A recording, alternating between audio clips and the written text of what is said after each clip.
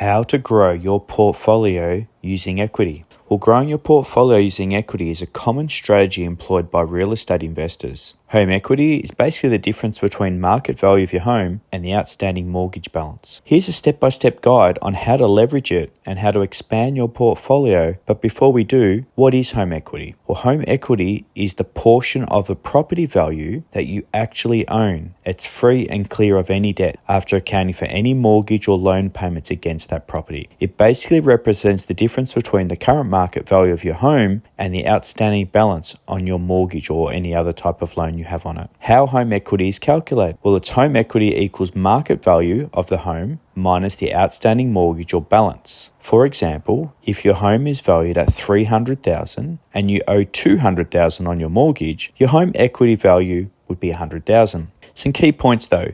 The market value is obviously the current price of your home on the way it may sell in the open market, and that's determined by factors like location, condition, and local real estate trends. The mortgage balance is the remaining amount of money you owe on your mortgage or any other loan secured to that property. So let's go through the step-by-step guide on how to leverage it and how to expand your portfolio. Number 1, assess your home equity. Determine your equity. Start by calculating the equity in your current property. This is done by subtracting the remaining balance on your mortgage from the property's current market value. The LVR, or the loan valuation ratio, is where lenders typically allow you to borrow up to 80% of the home's value. If the LVR, if the amount is more than the 80%, then you'll be paying a mortgage insurance on your loan. The lower your LVR, obviously, the more equity you have and may be able to potentially access to expand your portfolio. Number 2, explore financing options. There are 3 main ways to access your home equity.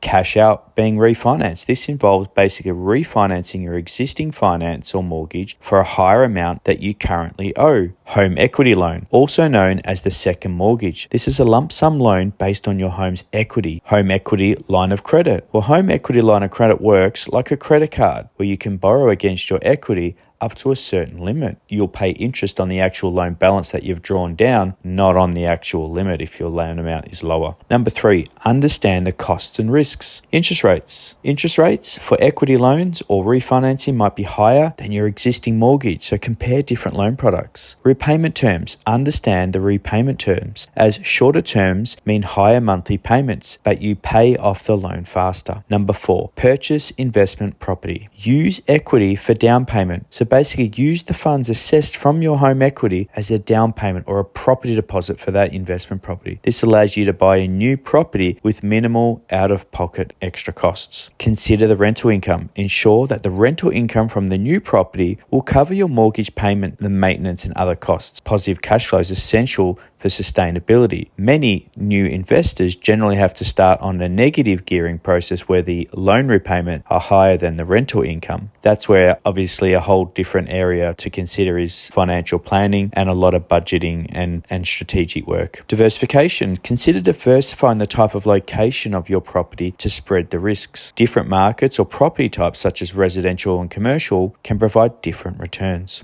Number 5, seek professional advice. A financial advisor is a great trusted person, as we said, who can help determine your circumstances, review your risk tolerance, and help strategically position you in a financial position to proceed with buying a property. A mortgage or finance broker is another very important trusted partner. They will basically be able to assess your circumstances and identify the right loan product that suits your needs. They'll go into details such as rates, the term of the loan, and repayments, just to name a few. An accountant or tax advisor. There are many tax implications and tax incentives when buying an investment property. One notable tax incentive is tax depreciation. Seeking tax advice from an accountant will help maximize those benefits. How to source an investment property. When sourcing investment property, there are many opportunities that offer some excellent investment returns. There are many factors and fundamentals that should be considered to measure if the investment is best suited for you or not as well. Seeking advice from a property advisor or a buyer's agent will be the best way to buy the right property for you. At Crest Property Investments,